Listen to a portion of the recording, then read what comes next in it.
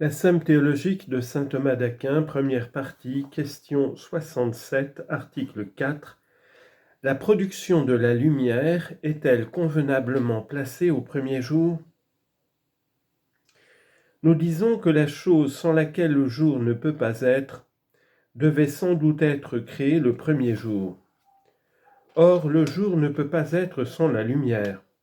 Donc c'est au premier jour que la lumière a dû être faite.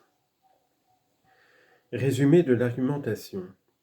L'ordre de la sagesse divine exigeait que la lumière fût faite le premier jour. Corps de l'article. Il existe deux sentiments sur la production de la lumière. Saint Augustin, donnant à entendre qu'il ne convenait pas que Moïse eût omis entièrement de rapporter la création spirituelle, dit que dans ce texte, Dieu créa au commencement le ciel et la terre. Le mot ciel représente la nature spirituelle encore informe, et le mot terre représente la matière informe de la créature corporelle. Or, comme la nature spirituelle est plus noble que la nature corporelle, elle a dû être formée la première, et la formation de la nature spirituelle est exprimée par la production de la lumière, laquelle doit être entendue de la lumière spirituelle, car la formation de la nature spirituelle consiste dans son illumination. C'est par là qu'elle adhère au Verbe de Dieu. D'autres pères jugent que Moïse a réellement omis la production de la créature spirituelle. Mais ils expliquent diversement ce silence. Saint Basile dit que Moïse prend le commencement de sa narration à l'origine du temps tel qu'il s'applique aux choses sensibles, et que la nature spirituelle ou angélique devait être omise par lui comme ayant été créée auparavant. Saint Jean Chrysostome en donne une autre raison.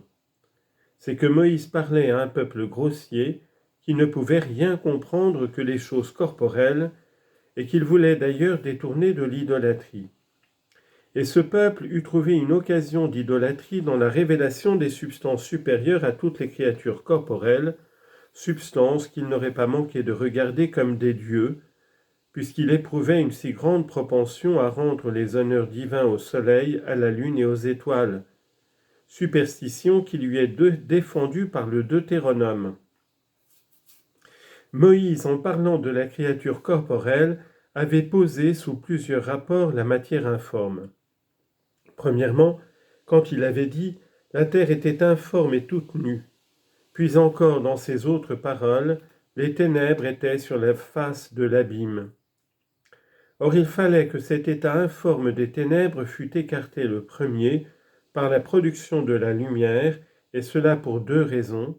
D'abord parce que la lumière est, comme nous l'avons dit, la qualité du premier corps, c'est donc par elle qu'a dû commencer la formation du monde.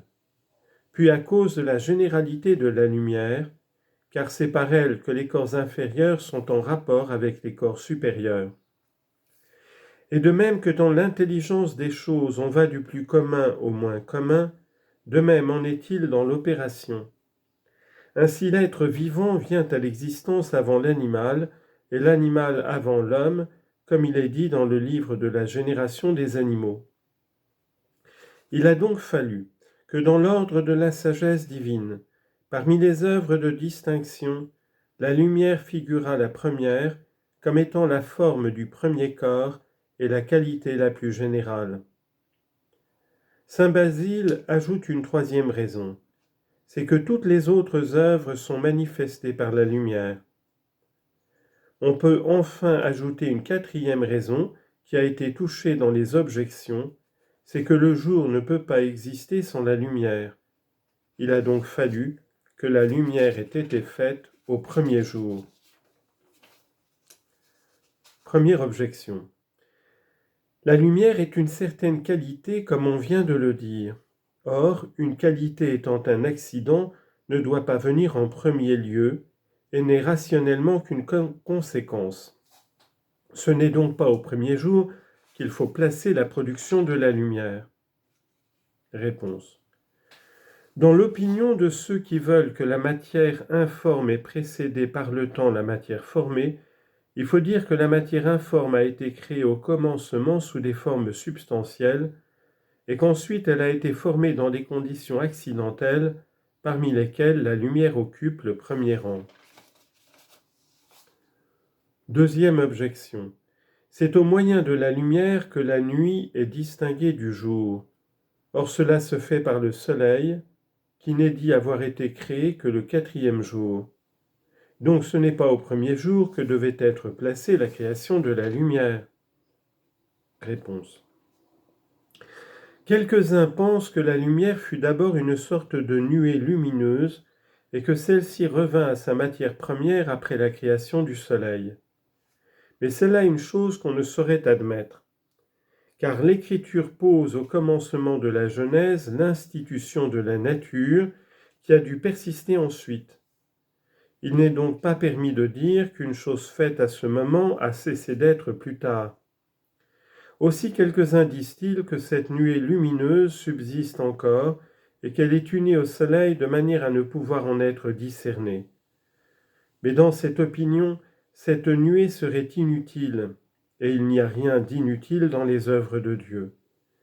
Et voilà pourquoi d'autres ont dit que de cette nuée a été formé le corps du soleil. Mais c'est ce qu'il n'est pas non plus permis de dire si l'on suppose que le corps du soleil n'est pas de la nature des 4 éléments et qu'il est incorruptible par nature, car alors sa matière ne peut être sous une autre forme. Il faut dire par conséquent avec saint Denis que cette lumière était la lumière même du soleil, mais dans un état encore informe, c'est-à-dire étant déjà la substance du soleil et possédant en général la puissance lumineuse, et qu'ensuite cette puissance est devenue spéciale et déterminée, propre à produire certains effets. Et dans ce sens, dès la création de cette lumière, la lumière a été distinguée des ténèbres sous un triple rapport. D'abord sous le rapport de la cause, en tant que dans la substance du soleil se trouvait la cause de la lumière, et dans l'opacité de la terre, la cause des ténèbres, puis sous le rapport du lieu, puisque dans un hémisphère se trouvait la lumière et l'obscurité dans un autre. Enfin, sous le rapport du temps, puisque dans le même hémisphère la lumière et les ténèbres se succédaient dans des temps différents, ce qui est exprimé par ces mots, il appela la lumière jour et les ténèbres nuit. Troisième objection. La nuit et le jour se produisent par le mouvement circulaire d'un corps lumineux. Or le mouvement circulaire est le mouvement propre du firmament qui n'est dit avoir été fait que le second jour. Donc ce n'est pas au premier jour que dut être créée la lumière destinée à marquer la distinction du jour et de la nuit. D'après saint Basile, la lumière et les ténèbres se succédaient alors par l'émission et le retrait de la lumière et non par le mouvement. Mais à cela, saint Augustin objecte qu'il n'existait alors aucune raison pour que la lumière fût ainsi successivement émise et retirée, puisqu'il n'y avait ni hommes ni animaux à qui cette succession pût être utile. La nature d'un corps lumineux ne saurait en outre retirer la lumière, tandis que ce corps est présent. Cela ne pourrait avoir lieu que d'une manière miraculeuse.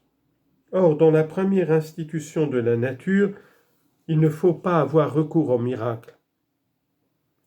On doit voir seulement ce qu'exige la nature des choses, comme le dit saint Augustin. Voilà pourquoi il faut reconnaître qu'il existe dans le ciel un double mouvement, un mouvement commun à tout le ciel et duquel résultent le jour et la nuit, et celui-là paraît avoir été établi le premier jour, un mouvement qui se diversifie suivant les différents corps et duquel résulte la diversité des jours entre eux, aussi bien que celle des mois et des années.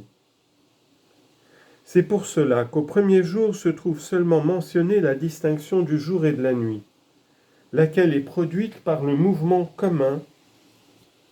C'est au 4e jour qu'il est question de la diversité des jours, des temps et des années, quand il est dit des luminaires du firmament, pour qu'ils servent à marquer les temps, les jours et les années.